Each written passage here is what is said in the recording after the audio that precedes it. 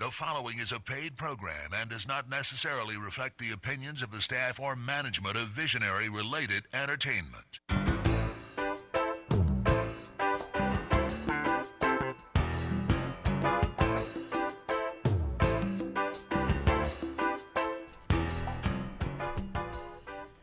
Aloha and welcome to Maui Nonprofit Notes, the weekly radio show where you'll find us talking story with Maui's nonprofit executive directors and staff to find out how they're working to support the needs within our community.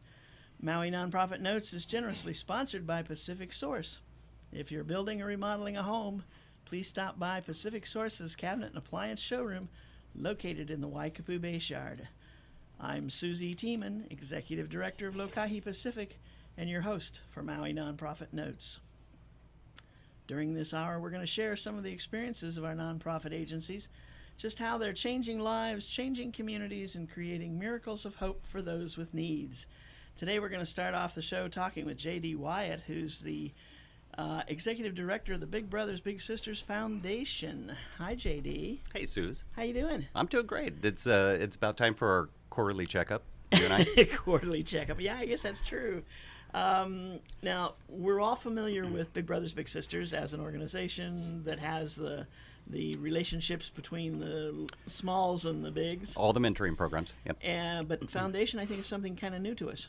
Well, it may be new in theory, but it's been a separate 501c3 that we've carried for over 20 years, and we exist primarily to fund that program side. So the great news is that I kind of switched over job responsibilities, but the focus and the emphasis is still the same. That's on the agency. We just become a fundraising component of that, and that's the phone calls you used to get, the postcards you used to get all the time, saying, "Hey, we're going to be here." We're still collecting clothing. We've had to kind of shrink down some of our operations since Savers left, 2 years ago almost now. But we are still a very big component of how the program gets funded, and particularly here on Maui. Maui County and Maui United Way and all those folks have always been such great supporters on the program side. And the foundation really, I run it like a business.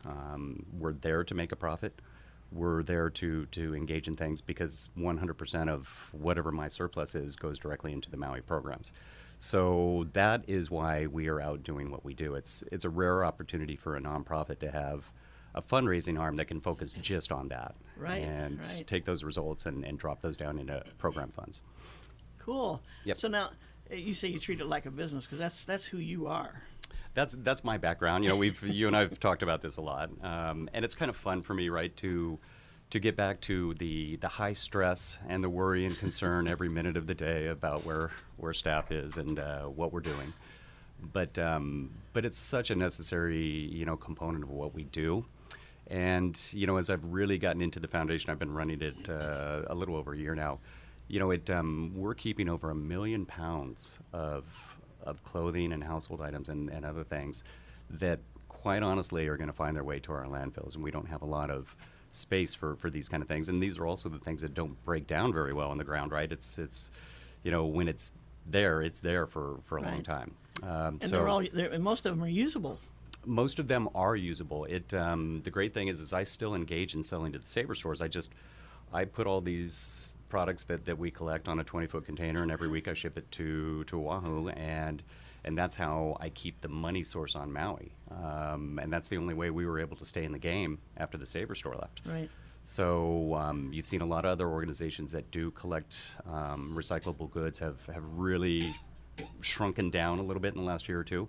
We're trying to avoid that because, as you know, I had to kind of get out of Kihei based on expense, and yet that's a high collection point for us, and it's all based on budget. And it's tough enough to get grants as a nonprofit here for program services. It's even harder, I'm finding, as a foundation.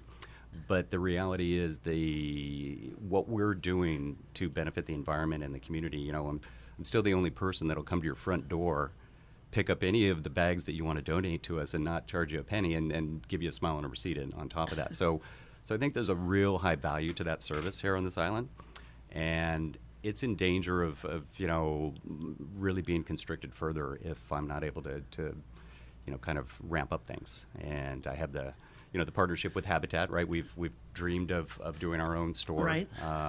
That still is on the table for me. It's, the funding issues are pretty challenging.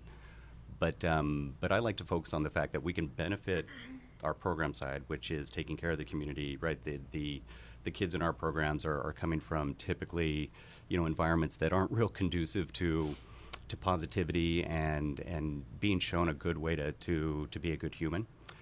That's the mentoring. But at the same time, we're keeping our pristine environment. And, when you talk about Malama Aina, I can't think of anything better than making sure nothing gets into it that doesn't belong there. Right. And that seems like the secondary consideration of what I do, but in reality, that's a pretty big component in itself. Yeah, that's should be one of the most obvious to people. That, well, maybe because it's not been there. What would it look like if you weren't around? We don't want that picture. Yeah, there are other places, Salvation Army and Goodwill and others that would collect things, but like I said, based on their volumes of their store opportunities and things like that, they really can't take a tremendous amount. And when you think about 1 million pounds of product in a year coming off this island of just things that we have in our closets, wow. I think I got half of that in my closet right now that I should get rid of. What's your address? I'll have a truck there in a few minutes.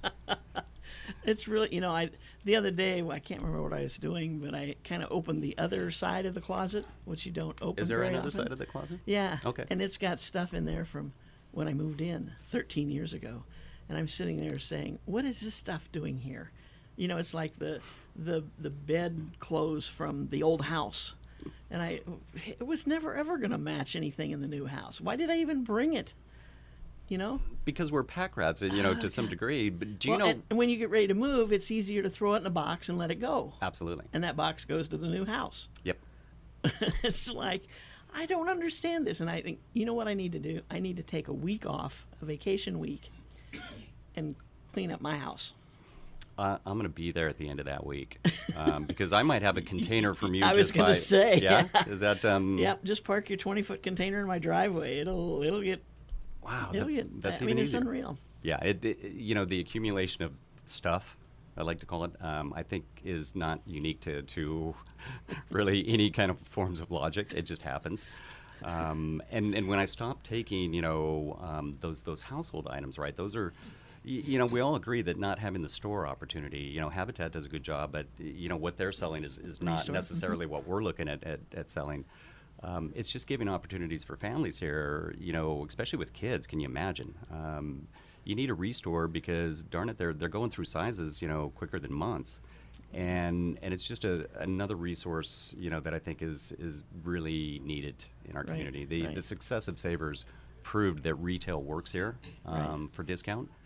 But it's going to take someone, I've already written the business plan for the store, so I've got it ready. If anyone out there got a leftover $250,000 they want to invest. Is that what it's going to take? Well, that's probably a fair startup cost when you look at, we would do very little we wouldn't have to do a lot of TIs for the space that we're looking at. It's really already set up for a kind of a discount environment. But, you have a lot of other things that, all your racking and stuff, though, you can be smart about how you buy here. Right. That just, it's amazing. I've built businesses many times before, and it's amazing. You'll go through your projections, you'll have everything dialed, and then there's an additional 15% that just pops up. Right. And if you're not prepared for it, it's not a good thing. But that is ultimately something I'd like to talk to the mayor about and those kind of things, because though it would benefit our agency, maybe that would help us not, need, some of the funding that we already do receive, because we could become more self-sustainable. Right. And that's my goal. Right. But the problem is, most nonprofits do not have a lot in their reserve accounts, and certainly not that kind of dollars to develop a viable business. Right. You mentioned earlier your partnership with Habitat, and of course, you and I have talked about it on the radio and off the radio. Maybe we've got some listeners today that haven't heard this story. Habitat is moving into a new location, not too far from where they were before. What is it, a block away or something like that? Yeah, so the new location is 1162 Lower Main Street, just up the road. Just up the road, okay. And the voice you just heard is Nikita Wilson, who's the Community Relations Director, and she's going to be talking to us in the second half of the show about Habitat. It was so clever of you guys to get together on this and make the whole package here today. But anyway, so your partnership is not necessarily that you're going to open a store as soon as they move in. You're basically storage. What Sherry offered us was the opportunity to load those containers, right? Because for the first couple of weeks I did it in my office parking lot, and you know where that's at. Yeah. Boy, was that pretty tricky. So when I talk about partnership, yeah, she's offering me a solution where I can do that, and it's an affordable rate, and it helps her a little bit too, right? I think anytime you see a couple nonprofits get together and find ways to generate income for each other, whatever that is, that's always a good thing. We could really ramp that partnership up with being able to put our store next to their store, because again, we don't compete in the product mix. So we're very complementary. And matter of fact, when you think about it, convenience is such an important factor today. If you could go to, I've often envisioned that one family pulling up and one half kids the head family over goes there. that side and the other hits that side. And both nonprofits are really happy because, people are appreciating what they do and they're helping their budget. Mm-hmm. And yet you're consolidating some of your valuable weekend time. Right, exactly. Yeah. JD mentioned Sherry. Sherry Dodson is the executive director of Habitat for Humanity Maui. It is always good when nonprofits get together and can work together and create a synergy. Your example is perfect. I mean, mom and dad are looking for stuff for fix up the bathroom in the Restore, and the kids, hey, go over and see what you can find. And it's so much better if they do that than going into a retail store where they're going to spend twice the money on half the goods. Yeah, one of the key mistakes, I lived in that retail world for so many years that unfortunately for savers, one of their key mistakes were they had let their pricing get out of hand. They were moving from discount to well, hey, we got a really good market here, so let's take advantage of it. Ooh. And though I can appreciate and understand that from a retail perspective, the kind of store that we want to do is mostly about the focus of affordable items for the family. They never really had the mission, right? Because they used us nonprofits who were collecting for them as the goodwill that they were doing in the community, and in reality, then they were taking advantage of the retail. We would still, of course, have to have margins and profit from our store, but I've already my business plan reflects a margin that is far more palatable than anything that Savers was doing, and in a Restore or any kind of nonprofit based store, probably going to have its challenges because a lot of times there's not the people that are necessary to run that the proper way. We're fortunate in the fact that we can set all that up on our own. We just need some funding, and I'm saying that kind of cavalierly, but it is keeping me up at night because the one thing that I never want to see is I don't want to see our presence leave Maui, because if that happens, then we know what's going to happen with that £1 million a year. And here's a heads up: that £1 million is me when I'm constricting the organization, not when we're at full level. So that is the minimum amount of debris that's actually getting in. So interesting. Yep. And I think I said this when Savers first closed. The sad part to me was there's nowhere, or not as many places, let's put it that way, for families to go to get those secondhand clothes that are in good shape and ready to wear. And toys and books. I mean, a lot of other things that people weren't necessarily thinking of. That the product mix inside that store was really pretty impressive. They covered most of the things that families could use, and certainly at a non-retail type price. True. Yeah. I guess I think about the kids more often because it's the kids that are growing and needing the new size. It's like, bam, wait a minute, what do you mean you need new shoes? Hey, is that your toe sticking out the end? Yeah, hello. Because they just grow, I hate to say grow like weeds. I mean, that's the standard. I'm getting a sign from Gary that we need to take a break, so let's do that and we'll be right back. Aloha from Pacific Source, and thank you for your support over the years. Pacific Source has offered more of what builders and homeowners value most in building materials and cabinet design. We've done this by offering superior customer service and products, as well as by designing kitchens and baths that are intelligent and elegant while staying true to your vision and budget. Visit our showroom in Waikapu in Central Maui, where we display a variety of cabinets as well as top-name appliances like Sub-Zero, Wolf, Viking, KitchenAid, and more. We display countertops, tile and wood flooring, and several brands of windows and doors, including Fleetwood multi-slides and La Cantina folding doors. Come in and talk to our designers about making your dreams become a reality. From concept to completion, we really believe our attention to detail and superior service are what sets us apart. Let us show you what we mean. We are a Pacific Source at 515 East Oahe Way in the Consolidated Base Yard in Waikapu, just off Waiko Road. Call us at 986-0380. That's 986-0380, or look us up online at packsource.com.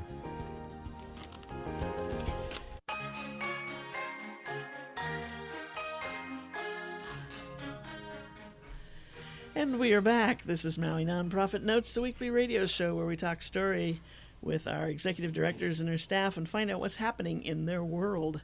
This afternoon, we've started the show with J.D. Wyatt, who's the executive director of the Big Brothers Big Sisters Foundation, and what they're doing to actually it's two pluses. You're collecting things people want to discard, and you're turning around and you're sending it to, well, at this point, sending it to Oahu for it to be sold. Yep. To people who look for good secondhand clothes. I keep thinking about that whole thing about shipping it over there. I mean, the cost of shipping is not cheap. It's one of the things that is starting to really make this equation hard for me to balance. And you know, because I'm shipping in excess of 50 20-footers a year. And just a year ago, prior to this, I was shipping 3 times that amount. Oh, really? Yeah. So that's why I'm telling you when I talk about the £1 million, that's kind of us when we're struggling. But that is the key. I mean, it leaves this island. It doesn't have a chance to get in there, because even when we collect, right, the discount retailers will tell you that probably 60 to 70% of what they bring in is not sellable. But you have companies like Savers that actually repurposes that product instead of throwing it away. So they'll bale it up like hay. They got these huge balers, and they actually sell to third world countries and world markets. Oh. And what they can't even use for that, they'll turn into rags and repurpose that way. So there's a good reason. I've had a lot of people say, well, how can you take Maui stuff and sell it to Oahu? Well, if I'm generating the money for my Maui programs, it's exactly the responsibility and the direction that I should go, right? Because I don't have any other alternatives. Right. And in lieu of being able to sell to a retailer here, which I don't have any more options for, and until I can become my own retailer, it's the most fiscally responsible thing to do, number one. But it still is bringing unrestricted funds to my nonprofit. And when you hear unrestricted and you're an ED, it's you just jump for joy. It's like angels lighting up. It's like choirs going off, right? Right. It's the most wonderful words I've ever heard, and until 20 years ago, before I started running nonprofits, I didn't even have a clue what it was. And now all of a sudden I hear it and I just wow, I'm like a Pavlovian dog, right? I break into song. But now, as you're shipping this over to Oahu, now they're paying you for what you're shipping them, but you've got to take your cost of shipping out. Absolutely, because I'm running a business, and to them, it's there's no longer any contractual support for expenses. It's pure, it's pure business, and so it's not just the container to ship it over; it's the transferring of bringing the container out and then taking it to the harbor. Right. So there are other costs associated with that, and to save costs on the other side, I offload directly from when they drop that container in the pier right into my 16-foot trucks over on Oahu and go directly to the store. Because that's the only way that they can receive goods. So I've had to turn our operation in a year really upside down just to find a viable way to, like I said, stay in the game. I was going to say that, and I mean that's remarkable that you've been able to do that. Well, that was the fun part of going back into the business world was right using those skill sets that I grew up on. And problem solving. I mean, nonprofits, we all do these things. It's just a different kind of way of doing it, on this side. But that's part of the joy is trying to make sure that what I'm protecting is our program and trying to protect it. So my motivation which, and I used to tell the Sabres people this all the time, it's not money, it's our kids' programs. And therefore, no one has a stronger motivation than me. Right. Because I really believe, and we've talked about my own needs for mentoring when I was younger, not having a dad around growing Right. up. So to me, our mission really resonates. And I've been there 8 years now, which is just Wow. amazing Has to me. it been? It has been. And yet, every morning when I wake up, I'm You always wanna go to work. I'm the first one in the office. I love it. I love working for this agency. I have from the minute I walked in, because I have a connection to it. And I've seen now through 8 years, I've seen those little kids growing up, right? Right. And growing out of their shoes and their shirts and everything else. And there is no doubt that the impact that our program team makes in this community is incredible. It really is. And I have nothing but respect for it. I mean, my guys, I've got LJ and Brad and Casey who 3 people go collect all this good, and they load those containers every single week. 3 people. They're lifting, those containers weigh 11,000 pounds. They're touching that twice, sometimes 3 times. Wow. So I think they owe me for not needing to go to the gym. I just can't. I can't convince them of that. You sometimes want to get out there and help them. I do sometimes get out there I'll and help bet you them. do. I hope no one's listening from my team, because they're going to probably call in and say, I don't think so. And actually, I'm concerned. My partner here today might say, well, I'm down at that blab on site. you. Ooh. I haven't seen him in his jeans and his big brother's big sister's t-shirt. But you know what? For perspective for me, and sometimes that's the kind of leader I am too. I'd like to make sure that people know that though I don't do this every day, I can do it. I appreciate and Right. respect what they do, and sometimes it's just fun to have. If the boss isn't too annoying, it's fun to have him around for a while. 20 minutes. And I've always said that I'm not going to ask any employee to do something I don't know how to do or can't do. Always lived by that. It even in the business world, I grew up in more the old school way of you have to start at the bottom. You have to whatever your ego and other things, you have to put that aside, because no better way to lead and manage than when you fully understand all vertical components of what you're doing. And until you really, in my mind, that's where you generate true credibility with your staff. Right. And leadership is really important to me. I spend a high portion of my time making sure that my team is always engaged and motivated, and that we're in the right frame of mind. I think that just provides results, and I don't think that's a big secret. Right. And for some reason it is. I mean, there's a lot of people who don't understand that part of it. It takes more work. That's true. That's true. I found as a younger man and a younger leader, I didn't necessarily invest so much because I had things to do. I didn't want to know about your kids. Well, that's a totally different story these days. 20 years for me on Maui has given me the proper adjustments to make me a better human and a better leader, right? By tuning into that a little bit more and having some genuine concern for the people that day in and day out do the frontline work. Right. To me, they're the most valuable people. I've always thought the front line is always the most important, capital of an organization. Right. Well, the folks on your staff that work with the clients, I mean, that's where it's at. And Unless you understand that, you shouldn't be there. we have such a great team right now. We have, Courtney's running our entire program department, but Leanna's running our community-based. We have CA running our school-based, and Michelle runs our mentor center, and our mentor center has really taken off in serving the Holly Makana community. Right. We're really doing in my opinion, some innovative, cool things out there, and I'm really excited about it because when I first started, that was like a wasteland. We weren't using that asset properly, and to see the kids of Holly Makana who deserve a good, safe place to engage in activities and get mentoring from high school students. What a program!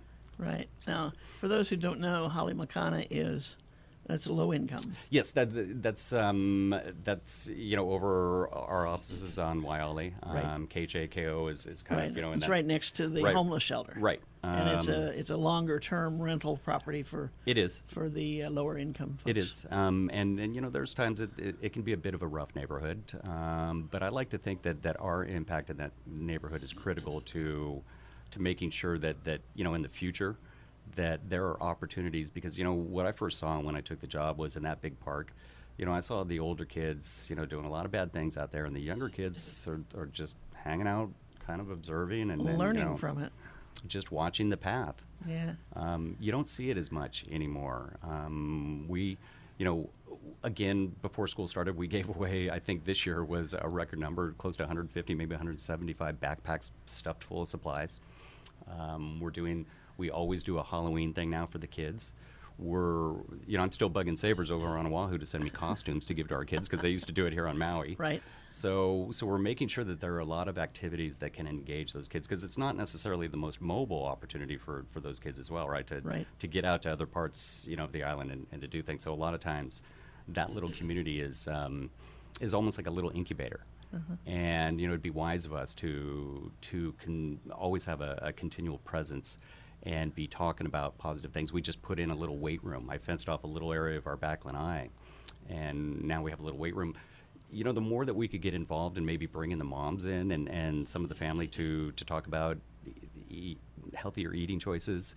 We got a grant last year, built a little community garden that we're starting to develop. All those things are what my foundation now is looking to fund, and I couldn't be more happy to be affiliated. There's so many great agencies, right? I mean, you're fortunate because you get to, when we go to our nonprofit director meetings, I'm usually in awe in that room because talk about a group of people that just really are selfless and do great things. Right. And those are heroes out there in the community for sure. And I think the thing that sometimes we forget is that it's that working one-on-one. Yeah. We're helping the masses by working one at a time. Working with one at a time. I mean, big brothers, big sisters, one-to-one mentoring, because where do you get your best impact is longer-term relationships and one-to-one focus. And if a child who maybe has some trust issues based on the environment that they've grown up and live in now have a big brother or a big sister, right, that just gives them a whole nother vision of how something could be. It doesn't mean that what they see and hear every day and live is the only way. Right. And wow, that's why I say, to my staff, we never worry about numbers. I mean, our programs are maxed out, but saving a life, what's the value of that? Right. I'd rather save 1,000, right, 200,000, 500, right? But any amount that you do from any of our nonprofits, lives get changed. Right. Wow, JD, I think you still love it. You know what? I should be a little burnout and kind of disengaged after 8 years, don't you think? Well, yeah, it could be, but I don't think so. I'm inspired by the people that you and I, have as peer groups, and being a statewide organization, I get to see kind of how other counties handle their social services. There is no one that compares to Maui. We are the envy of the entire state, and boy, I couldn't be happier to be a person in that community on this island than that, because I think it's impressive how we take care of those that are here, right? And we do everything that we can, right? So. And our little old radio show here is part of it. This is I heard this when I was in Minnesota. Oh, gee, on the computer, huh? That wasn't true. Oh, sorry. It could have been. It could have been. I haven't been in Minnesota for years. Oh, you're so bad. just having a little fun. Can we bleep that last bit out? No, we're just live, right? We're live. It is what it is. I didn't know we were live. You didn't know. I would have had a whole different presentation. Okay, it's time to cut JD off. Hey, JD, thank you so much, and I look forward to seeing you get that store up and running sometime. I'm not going to say in the near future because it may not be in the near future, but I don't think you're going to give up on it. You want it. I'm not going to give up on it. I've just got to somehow find an equation to get there. Yeah. And I'm not a handout guy. I think you know me well enough. I want to earn everything that we do. Right. But in this case, I'm definitely going to need a little help. A little help. Yep. But thank you for all that you do, because this program does give a forum to some of the important work that's being done out there, and hopefully people can really kind of appreciate that presence you give them. There you go. Thank you so much. Thanks, it's J.D. Wyatt, who's the executive director of Big Brothers Big Sisters Foundation. We're going to shift gears now, and we're going to talk with Nikita Wilson, who is the Community Relations Director for Habitat for Humanity Maui. I think before the show we talked for just a minute, and you said you'd been there 7 months?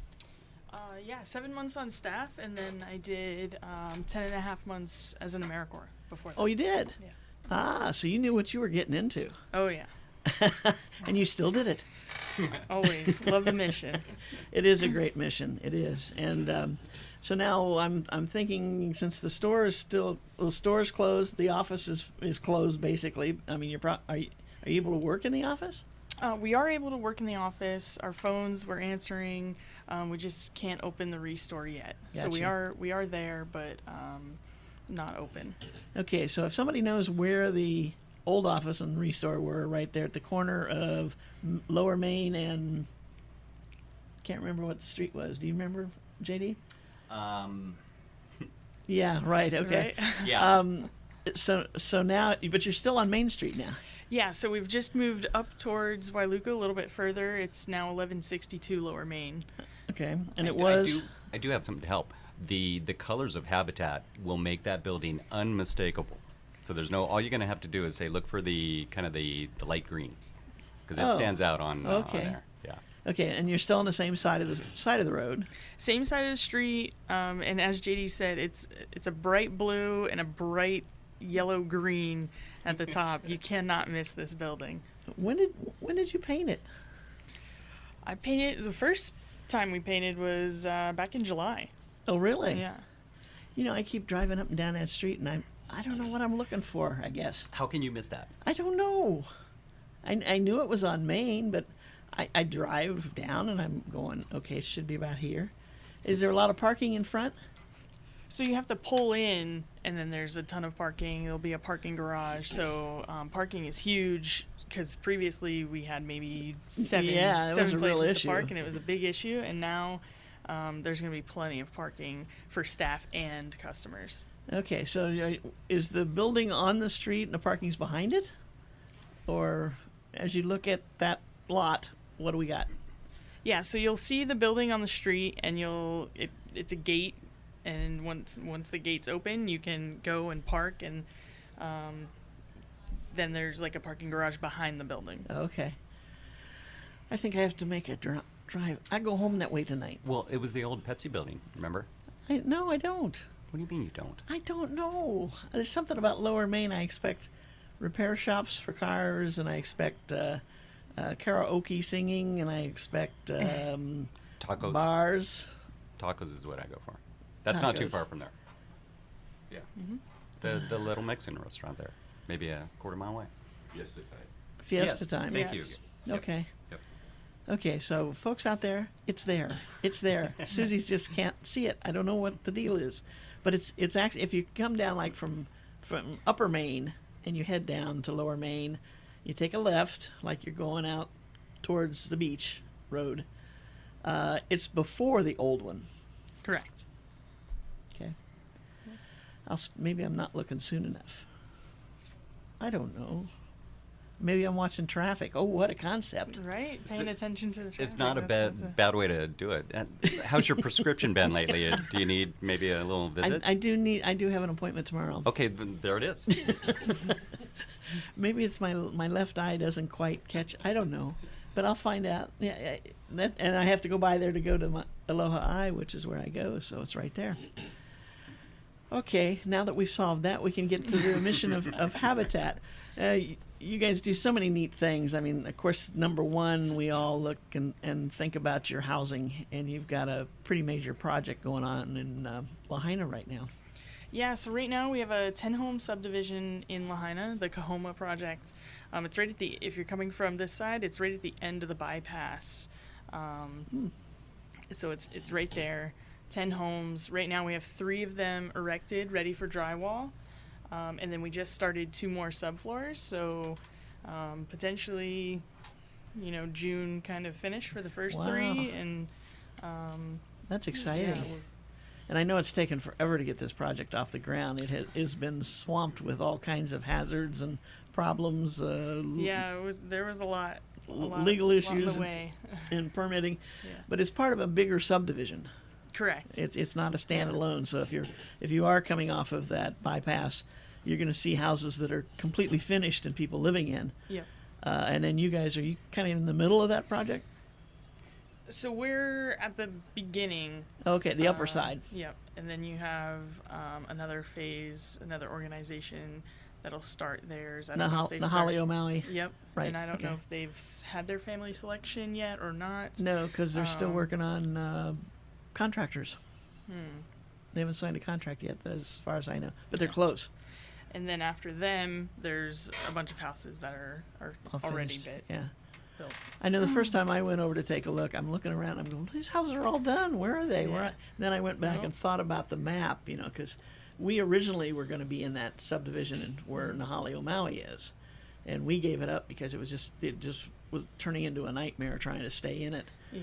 And so I drove on up, and then I saw, whoa, here's some empty lots. This must be it. So I'm anxious to get back over there and see things happening. I'm getting the look again. It must be time for the break. So we'll take a short break, and we'll be back with Habitat for Humanity Maui. Aloha from Pacific Source, and thank you for your support over the years. Pacific Source has offered more of what builders and homeowners value most in building materials and cabinet design.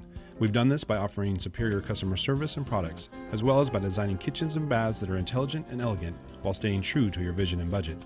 Visit our showroom in Waikapu in central Maui, where we display a variety of cabinets as well as top-name appliances like Sub-Zero, Wolf, Viking, KitchenAid, and more. We display countertops, tile and wood flooring, and several brands of windows and doors, including Fleetwood multi-slides and La Cantina folding doors. Come in and talk to our designers about making your dreams become a reality. From concept to completion, we really believe our attention to detail and superior service are what sets us apart. Let us show you what we mean. We are a Pacific Source at 515 East Oahe Way in the Consolidated Base Yard in Waikapu, just off Waiko Road. Call us at 986-0380. That's 986-0380, or look us up online at packsource.com.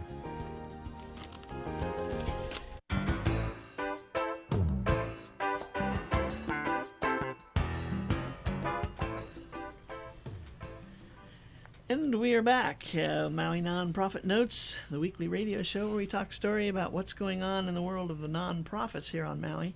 And this afternoon, our second half of the show, we're talking with Nikita Wilson, who's the Community Relations Director for Habitat for Humanity Maui. Before the break, we were talking about the project over in Kahoma in Lahaina. And just for those who may not be familiar with Habitat, this is a self-help project, right? And what does that mean to people?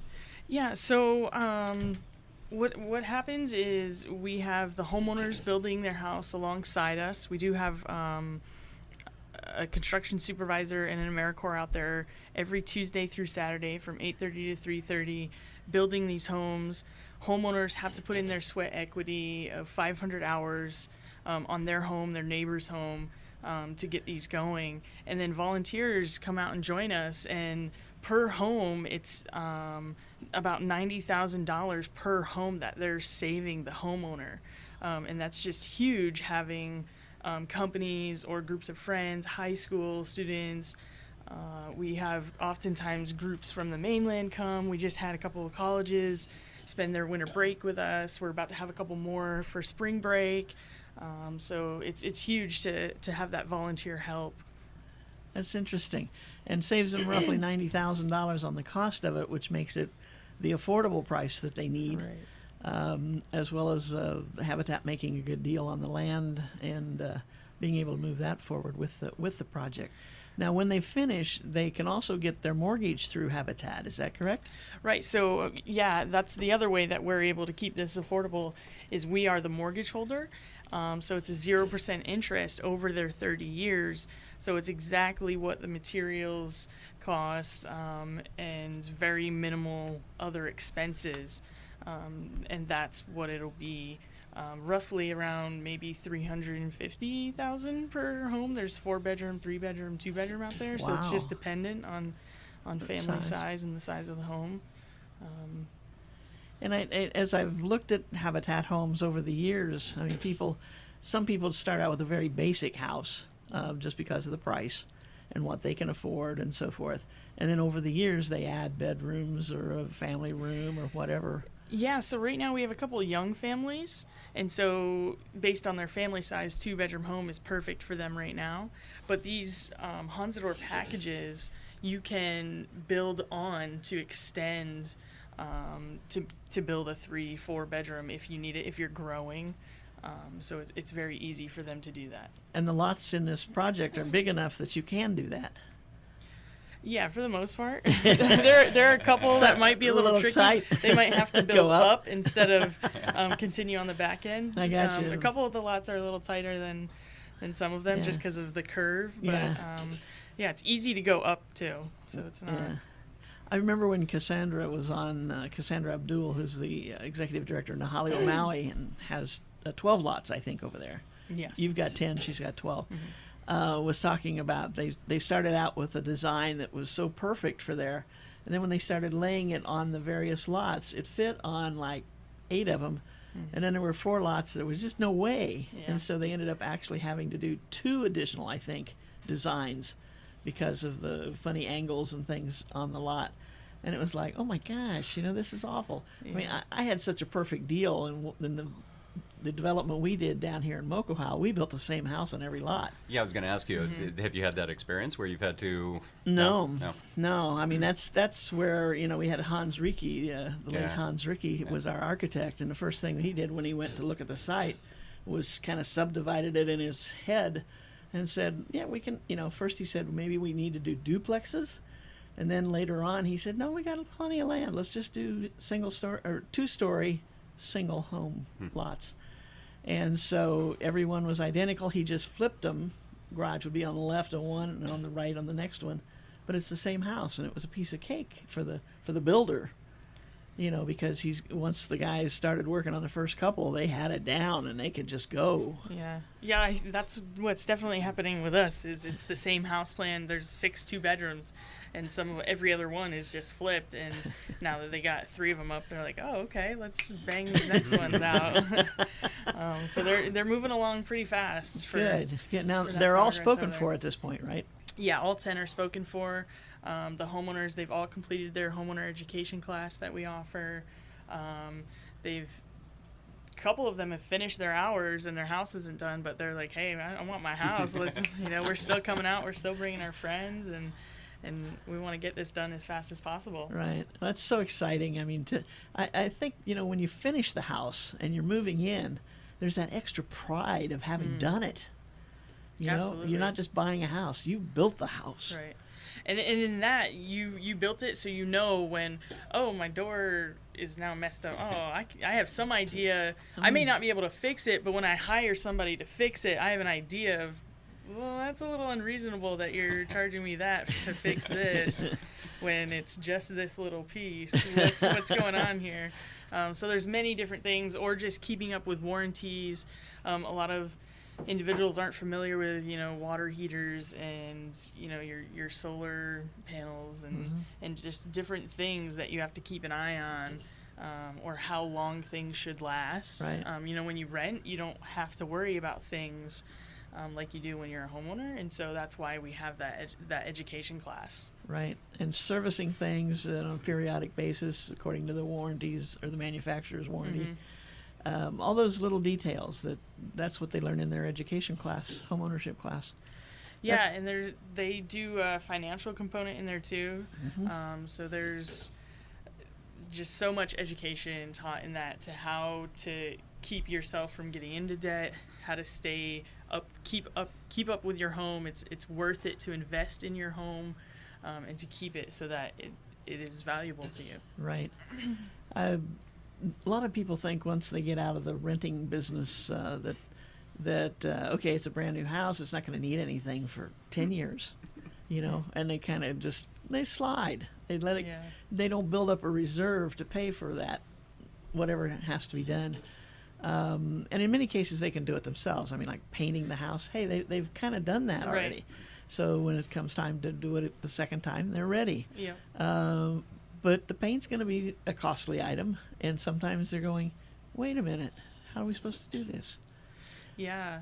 It is. You don't think about things like cost into certain things and how expensive they can be until you go pay for it, and you're like, whoa, that's way more expensive than I thought. So if you keep up with it, maybe you have to paint your home, because it is a little dirty over there in Lahaina. That wind. Oh, whips up there, huh? Yeah, there's a little bit of wind. And so, and plus it's a construction site. The next organization next to us hasn't built yet. So once these homeowners build their homes, and that it's going to come right down onto theirs. Make sure they get that So- dust fence up. Right? You know, I had a question that I've always been curious about. What if ultimately they wanted to sell their home? How does that work in a habitat environment? So with us, we have first buyback rights. And if we can afford it and it's worth it, we do buy it back. But if they sell it before their time on their mortgage, their second mortgage then kicks in.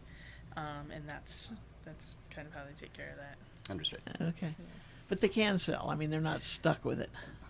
Right, because sometimes, some people need to go to the mainland or vice versa. We've never had that happen. Yeah. And I don't foresee that happen with these homeowners. Right. But we do have first buyback rights. And many of these, most of these families are local families. I mean, Oh, yes, every their single whole one. their Yeah. whole support system is here. Is so, here. Yeah, Yeah. absolutely. All local families, this group, and that's when you apply, you have to show that you've been established here for a few years. Right. You know, your income has to be from here. Your residence is here. It's not like you're You living can't in get out- California yeah. and you're Yeah. You like, can't- oh, I'm going to apply for a home, but over in Maui. No, it doesn't work like that. You can't get off the plane and come get a house at Habitat. No. What's the Yeah. world coming to? No, and I mean that's what we had too for our first time home buyers. They had to show that they either worked or lived here for some period of time. And I that's important because it's county money or state money that's going in to create this subsidized housing.